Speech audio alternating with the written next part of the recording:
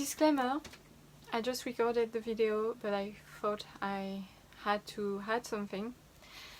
I'm going to talk about physical abuse and eating disorder, even though that's not the main point of this video, so if you are not comfortable with that, please do not watch the video. Also, I just washed my hair and they are still wet, so if you are not comfortable with wet hair, don't watch this video either. Sorry, I had to add something a bit silly because this was heavy to get out. So now that it's done, I'm gonna let you watch the rest, which is for me what I did before, which for you is after. Oh, timey, wibbly wobbly. Anyway. Hello everyone, and welcome if you are new here. And if you're already following me on Instagram, I talk briefly about it in my stories. So, for those who are not familiar with Eugenia Cooney, I'm gonna do a brief introduction. Eugenia is a well-known YouTuber, at least more than me, which isn't very difficult. And Jaclyn Glenn is also a YouTuber who was friends with her. And she has been suffering, despite denying it every time it was brought up, from an eating disorder. And I think everyone could see that something was wrong. I didn't watch a lot of her videos. I mostly watched videos about her made by other people. But it was clear that something was wrong about her health. And like everyone, I was wondering, why isn't she getting into treatment? Why isn't anyone helping her? And when I saw the video about her mother telling her she was fine, I was shocked. How can you be so much in denial that you can't see your own child is in danger and not do anything? And I don't know the whole situation, and I don't know what kind of dynamic might be at play in a home, but I think that it's very bad that her parents aren't doing anything. Apparently she didn't see a doctor in years, despite being at a weight where she is in danger, clearly. She was so thin, and I don't think anyone can be that thin without having health issues or some kind of mental health issues. Recently, her friend Jaclyn and other friends had to force her out of her home to get her into treatment because they saw her wasting away on camera and in real life. They organized an intervention, tricked her to get outside of her home to see some medical professionals, and she ended up being forced into treatment because the professionals were concerned about her health. I truly think they saved her life, at least for now. And I'm so sorry for them that they are being painted as being the bad guys. And I know what it feels like. When you see someone you care about in a bad situation, you can't just stay here and watch and do nothing. If you want to know more, you can watch Jaclyn's video. I put a link below. Let's get into the next part. So you might be wondering, how can I relate to that situation with Eugenia? Why it made me think about my past and the things I tried to do?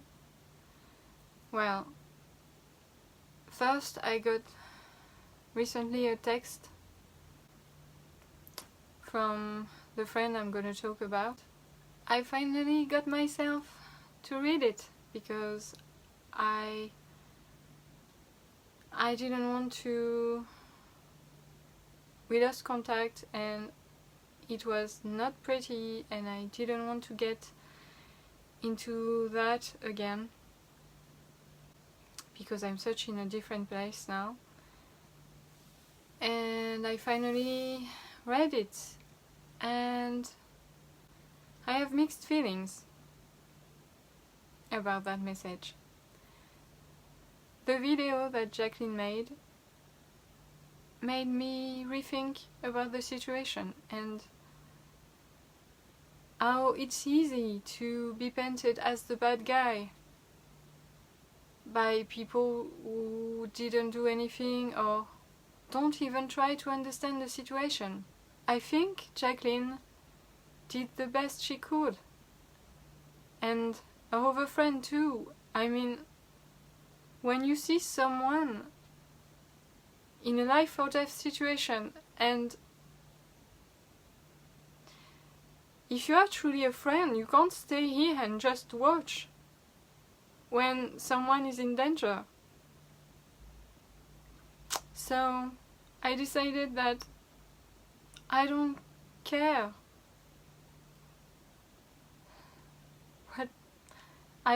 what people thought of me at that time or think of me now. I tried to help, and I tried my best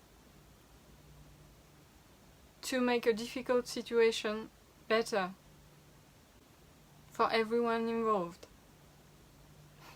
except the father who had the shit out of his wife and children for years. He didn't deserve anything else, and I'm not even sure he got what he deserved. I'm going to have to give you a bit more details if I want you to understand the situation. I don't want to say too much, but I'm not going to give names, and I hope my ex-friend is okay with that. If I have to, I will take down the video, but I think what I have to say is a bit more important than how I might look or how people think about me. So, a few years ago, I tried to help someone I cared about who was in a hell of a home situation, and I was scared, genuinely scared for her and for her mother, because she wasn't there all the time, but her father was a drunk, and probably still is, except if he's in prison, and her mother was living full time with him. She was obviously in danger. And my friend, every time she went there, I was scared for her. And I got there a few times myself, so I met the guy. She didn't realize at first. And this is why I wrote, denial is a powerful thing. Because when you have been through years of trauma and abuse, sometimes you normalize that. You don't realize that it's not fine or normal or healthy, and it's very toxic. But people going through that sometimes can't see the reality, or they see it sometimes but it's cute and they are manipulated, so they try to justify things that aren't justifiable, that shouldn't be. And my friend was telling me that it was fine. She was handling the situation. Sorry for the air quotes. Nothing bad was going to happen. And I tried warning her again and again that if he did that, what is going to stop him from doing that and that and that? And it's not going to magically improve. And someone is going to get seriously hurt or worse. I think gradually she started to see that because other things happened. And what I said was a risk happened really, so maybe she started realizing how dangerous and toxic it was. So after that, we tried getting our mother out of there. We tried setting up an intervention, if you will. We tried to get her out of the house, and we had to pretend it was just a night out, a girls' night out. She probably never had one of those because she was controlled by her husband, including financially. So she had to ask for permission to get out.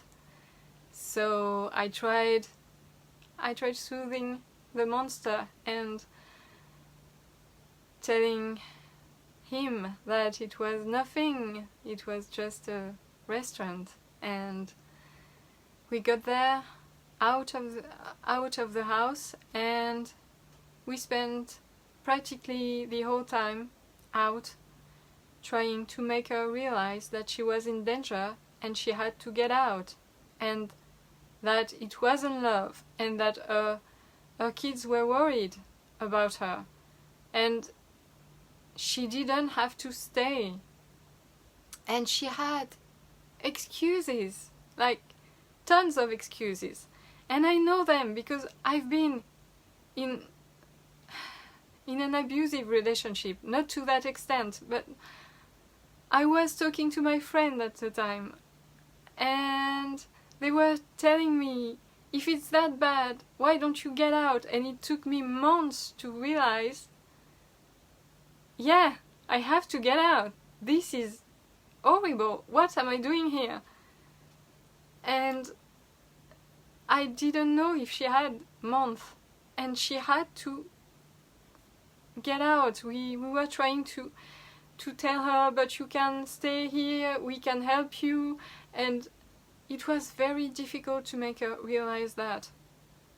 She was so powerless. I think her mind was so out of it. Sometimes it was like she wasn't even there. She was there, but she emotionally was so screwed up that she didn't realize anything. And at the end of the meal, we talked a bit more, and then she went back in that house. My friend's brother was there too, and one time we had to get him out because it was getting very bad. And after that, it got even worse. But my friend's mother had some kind of, I don't know, she had the gut to run when one night her husband tried to kill her with a hammer. Yeah, I told you it was bad. She had to lock herself in the bathroom and get out by the window and go to a neighbor's house. And after that, I think she didn't come home for a few days, and then she managed to finally get out of there. The whole time, all of that was happening. Other people around that I called friend, or at least I thought they were friends, were telling bad things about me to my friend, were getting involved but making me the bad guy. And it was so childish, and they had their own issues. I get it. But they weren't even trying to understand anything about the situation, what was going on, how my friend was. They just got into their mind that I don't know what it was. But anyway,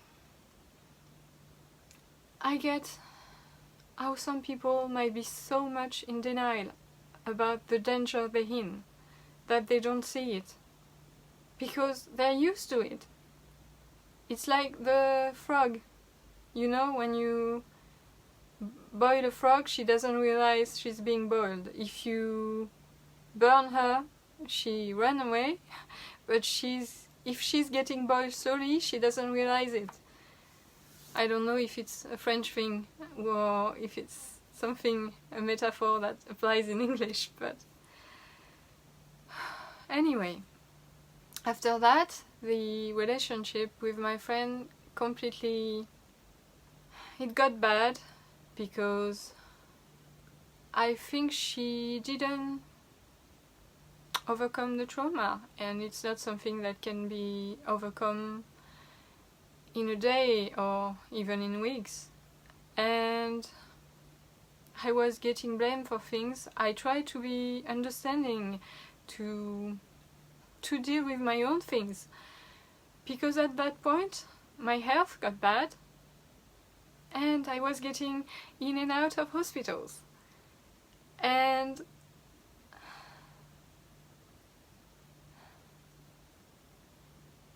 I was a bit alone in that.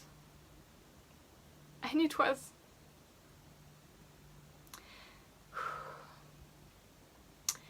but hey, now I know how to deal with it better. And I enjoy every moment even more. So that's not the subject. Anyway, I feel very sorry for Jaclyn and Eugenia's friends. And I think they did the right thing because they didn't have much choices. And they had to do something. If you are truly friends with someone, you can't watch them die. That's it. I know it's not easy. I know I took risks. But honestly, I didn't care. Because if someone tries to hurt my friends, it's not a matter of thinking. I have to do something. And to my friend, which I don't know if I can call her that today because we didn't speak in months and last time she wasn't very nice to me. I've read your message and I acknowledge that you are doing something that you never done before. You are admitting that you hurt me. And maybe realizing that I wasn't trying to hurt you. But I don't expect an apology or anything, and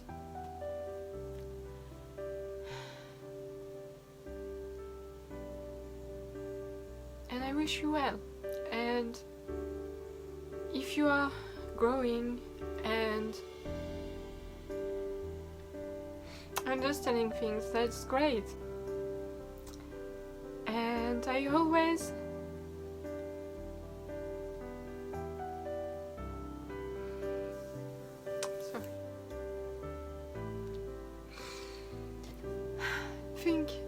about happy little trees and squirrels. Oh look, a squirrel! I'm out of tissues. I wish you well, but I don't know if I want you into my life anymore, because you hurted me a lot, and I know you were a victim at some point, but you are also an adult. You have to take responsibility for your actions and your words and your life at some point. I did my best, and I know you try to help too sometimes. Thank you.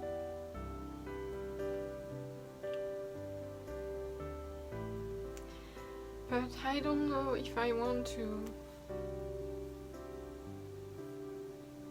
be hurt like this again. I'm not mad at you,